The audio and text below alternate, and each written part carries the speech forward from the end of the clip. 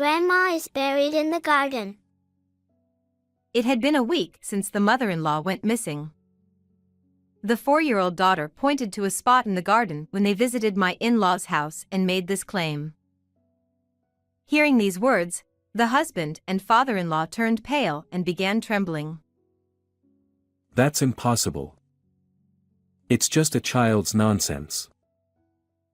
However, I was the only one who believed her because I knew the daughter had mysterious powers. Let's dig. When I rushed to the garden and dug up the soil, I found the mother-in-law in a terrible state. And then, terrifying truths began to come to light. I am Summer, a 32-year-old office worker. Our family consists of my husband Niall, who is 5 years older, and our 4-year-old daughter Addison. Niall, who is cheerful and talkative, utilized his sociable nature to become a hairdresser and eventually started his own salon. The father-in-law is the complete opposite of the husband, being strict and stern, but the mother-in-law is very kind. Having lost my own mother at a young age, I adored her like my real mother. The three of us lived happily, and our relationship with the mother-in-law was wonderful. However, there was one concern: I couldn't get along with my father-in-law, and our relationship was strained. He would turn away or ignore me whenever I visited the in-laws' house. A spoiled girl like you is not suitable for Niall. You should get a divorce. He even went as far as to suggest divorce. Does he hate me? When I consulted with the mother-in-law, she was shocked and denied it. I'm sorry for making you feel bad. My husband is just unsociable, but he's a kind person at heart. He must have chosen his words poorly. She tried to explain the father-in-law's good points, but I couldn't be convinced because he was cold not only to me but also to the mother-in-law and the husband. He was especially harsh towards Niall, often yelling at him for no reason. Are you okay? That was terrible. My father has never trusted me. Even so, the husband didn't argue back and just bit his lip. The mother-in-law would always step in to mediate between them. It's strange that the biological parent and child get along the worst. Actually, the in-laws were both remarried, and Niall was the father's son, so he wasn't biologically related to the mother. They had moved into the mother-in-law's wealthy family's home. I wish they could get along since family members can suddenly disappear. Having lost my mother at a young age, I always felt frustrated. 2 years into our marriage, filled with complex emotions towards the family, our daughter Addison was born.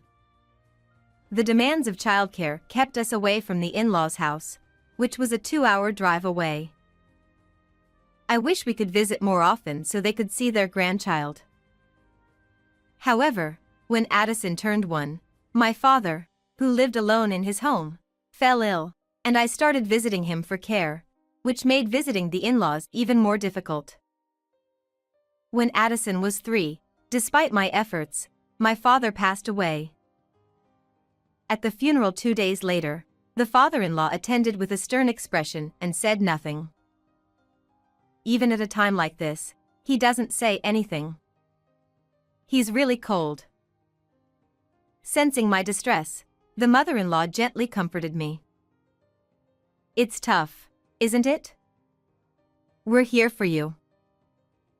The young daughter, not understanding that her beloved grandfather had passed away, looked around the house and talked to herself. Huh? About Mom? Yeah. That's good. Addison, who are you talking to? I can hear Grandpa's voice. He says it's good that the scar on Mom's forehead isn't noticeable anymore. I was shocked. When I was around 2 years old, I had a bad fall while walking with my father, and a piece of glass had deeply cut my forehead. The scar had become almost unnoticeable as I grew up, which had always made my father happy. But Addison shouldn't have known about this. It's just a child's words. Addison probably dreamed about it. The husband didn't take it seriously, but I was convinced that Addison could see my father's presence. Addison must have the ability to understand the words of people who are no longer in this world. Then, about 2 months after the funeral, the mother-in-law came to visit us. "Summer, you have us. Stay strong. And also," she handed me an envelope secretly when Niall wasn't around. "Please take this." Inside the envelope were 3 bundles of $100 bills. I was utterly shocked and confused. "Why are you doing this? I can't accept this." "Huh?" When I tried to return the envelope, the mother-in-law looked puzzled. At that moment, Niall entered the room, and she left without saying anything. When I discussed it with my husband, he turned pale and became worried about his mother. What's going on? We're not in financial trouble. Did she say anything to you? She didn't say anything. I'll ask her directly next time. Don't worry. Niall reassured me, but I couldn't help but worry. I called the mother-in-law's cell phone multiple times, but it never connected. Maybe she's avoiding me because I refused her offer? But I can't just accept money without knowing why. 3 days later, I mustered up the courage to call the mother-in-law to ask. What I heard was shocking. She's gone. What do you mean? She left a typed note saying "Don't look for me" and disappeared 2 days ago. I've been waiting for her to come back. No way. According to the father-in-law, she had disappeared the day after she visited us. She must have had a reason for bringing that money. I should have listened to her. I deeply regretted not understanding the situation. When Niall came home, I suggested filing a missing person report, but he stopped me. Mom must have had enough of Dad. It's probably just a runaway. She'll contact us soon. Thinking about the cold father-in-law, I agreed with Niall. However, that night, the daughter pointed towards the in-laws' house and said something shocking. Grandma is calling. She says to go to Grandpa. Let's go, Mom. What? I couldn't believe my ears, but I quickly remembered the funeral. Addison could talk to the deceased. If she could hear the mother-in-law's voice, then... With a bad feeling, I decided to go to the in-laws' house the next morning. Hey. Nothing good will come from dealing with my father. Ignoring my husband's attempts to stop me, I started preparing to leave with the daughter. Oh, fine. I'm worried about you too, so I'll come too. It was Saturday, and Niall, who was off work, drove us there. When we arrived, the flowers in the garden's flower bed were withered, indicating that the mother-in-law wasn't there to care for them. What are you doing here? The father-in-law appeared at the entrance with a sullen face. We're worried about your wife.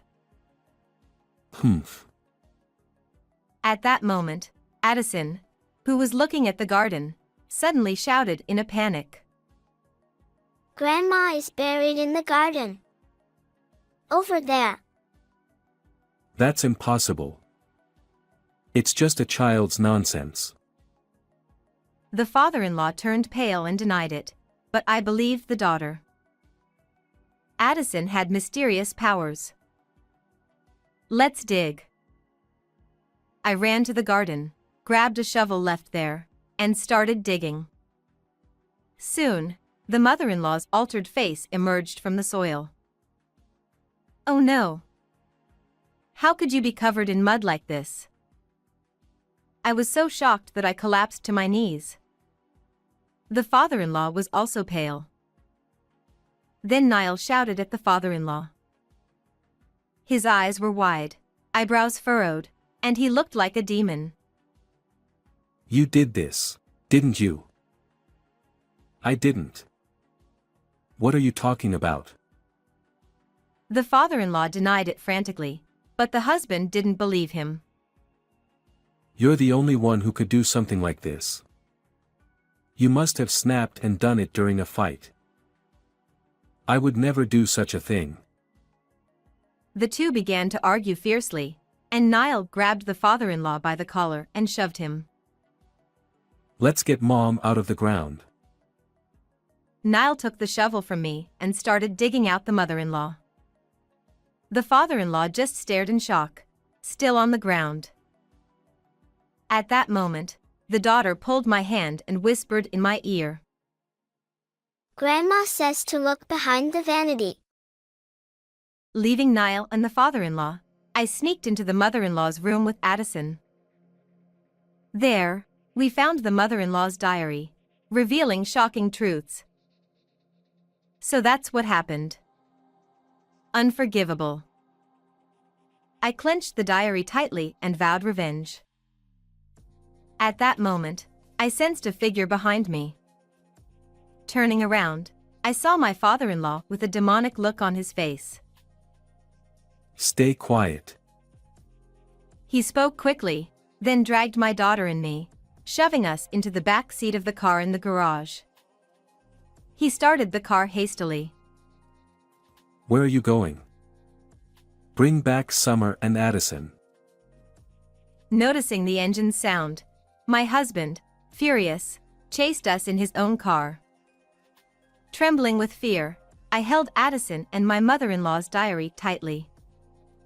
My father-in-law's car turned into a side street ahead but had to stop as it was a dead end. My husband quickly caught up, blocking the road with his car, and got out. Open the door. You old bastard. Seeing Niall banging on the driver's side window, my father-in-law, resigned, got out of the car with my daughter and me. Summer, Addison, are you all right? My husband tried to pull us into his embrace, but I slapped his arms away forcefully. No. Don't touch me. Holding Addison, I moved behind my father-in-law, who spread his arms, standing protectively in front of us. My husband, looking incredulous. What's wrong, Summer? It was you who did it to your mother, wasn't it? Glaring at my husband with contempt, I accused him, and his face turned pale as he started shouting. What? It was that old man there who did it. You can tell from his tyrannical nature. No. I was strict with you so you wouldn't do any more harm. I spoke to Summer out of concern, but the words just wouldn't come out right. My father-in-law bowed his head, giving me an apologetic look. At that moment, I understood what my mother-in-law meant when she said my father-in-law was a kind man despite his gruff demeanor. In fact, my father-in-law had revealed Niall's past to me while we were fleeing in the car. My husband had been a regular troublemaker, frequently called to the school and taken in by the police. He would steal money from wallets and shoplift. Even after my father-in-law remarried, he continued to verbally abuse my mother-in-law, telling her that as a stepchild, he couldn't inherit her estate and demanding she adopt him, saying it would be great if she disappeared. How could you say such terrible things to such a kind mother?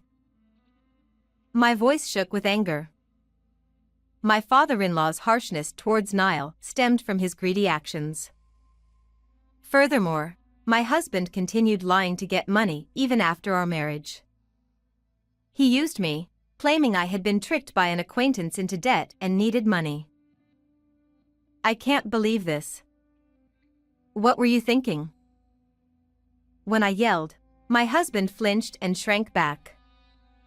My mother-in-law must have tried to give me a large sum of money out of concern, believing my husband's lies. I was just a little short on cash. Stop being hysterical and calm down. How dare you speak to Summer like that? My father-in-law bared his teeth and shouted at Niall, who was making excuses. You hid your faults, spoke ill of me to your parents, and spoke ill of my father to me. That's the lowest of the low. Ugh. My husband, teary-eyed, was overwhelmed by our combined accusations. Then, looking like he had an epiphany, he started ranting. But that doesn't justify me taking her life. Don't accuse me without proof. The proof is right here. I thrust my mother-in-law's diary at him. According to it, she had consulted my father-in-law and decided to leave all her inheritance to her granddaughter, Addison, through a will deposited with a lawyer. However, Niall unexpectedly found a hidden copy of the will and demanded the real one, making her fear for her safety. That's a lie. It's just the ramblings of an old woman. Besides, a diary isn't proof. As my husband smugly dismissed it, Addison suddenly staggered, her face turning terrifyingly different as she shouted in a low voice. I won't get the inheritance because I'm not her biological child. I'm furious. I'll send you to the other side. Hearing this, Niall's eyes widened, and he collapsed to his knees, trembling. How does Addison know my last conversation with Mother? Can you really talk to the dead? Is Mother here? Addison, rolling her eyes back, nodded with her head lolling. A warm wind blew, ruffling Niall's hair as if being patted. Stop it, Mother. Turning pale, my husband began to cry and made a shocking confession. I wanted money. I had an affair with a married woman I met at my salon and had to pay compensation. I also harassed a new hairstylist and had to pay more compensation. It's terrible. What? You did that? The terrible one is you scumbag. Hearing my husband's misdeeds, my father-in-law beside me held his head in his hands, shocked by his fears coming true. I thought the inheritance would cover the debts I incurred from the compensations, but she left it all to Addison. Niall ground his teeth in frustration. Did you see your mother as just a wallet? No wonder she decided to leave you nothing. My father-in-law shouted, veins bulging on his temples, and finally, Niall confessed out of defiance. Yes, so I got rid of her. Everyone fell silent at his horrifying words. It was you, after all. No. That's not. Having blurted out the truth, Niall panicked. I'm her son, so I'm entitled to the inheritance. After 7 years of her disappearance, everything would have gone to my father and eventually to me, so I took a knife. Suddenly, a strong wind blew from behind Addison. I always believed in you, always. Always. Addison, eyes rolled back, raised her hand, causing a whirlwind to form around my husband, assaulting him with a warm, stormy air. I'm sorry, Mother. Forgive me. Niall, covering his head, curled up on the ground, tears and drool dripping as he begged for forgiveness from my mother-in-law.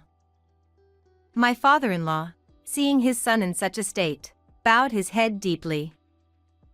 The wind stopped, and Addison's expression returned to normal. Hugging my exhausted daughter, I told my husband, "It's too late for apologies. Your mother's life can't be restored. Tell the police everything honestly." Please. If it gets out that I killed mother, I'll never get out of prison. Keep it a secret. We're husband and wife. Your mother was more like a real parent to me than you ever were. I will never forgive you. When I coldly declared this, his shoulders slumped. Later, I submitted the recorded conversation with my husband to the police as evidence. He was found guilty and imprisoned. I divorced Niall and demanded $20,000 in compensation for emotional distress and $100,000 in child support. Even if he gets out, he'll face a lonely life of paying off his debts. Now, I've come to appreciate my father-in-law's kindness and we continue to keep in touch. My mother-in-law's inheritance, as stated in her will be kept for my daughter's future. As Addison grows, her mysterious powers are fading, and that's fine by me. For my daughter's bright future, I plan to live positively and happily. How did you like this story? Please subscribe to my channel. See you in the next video.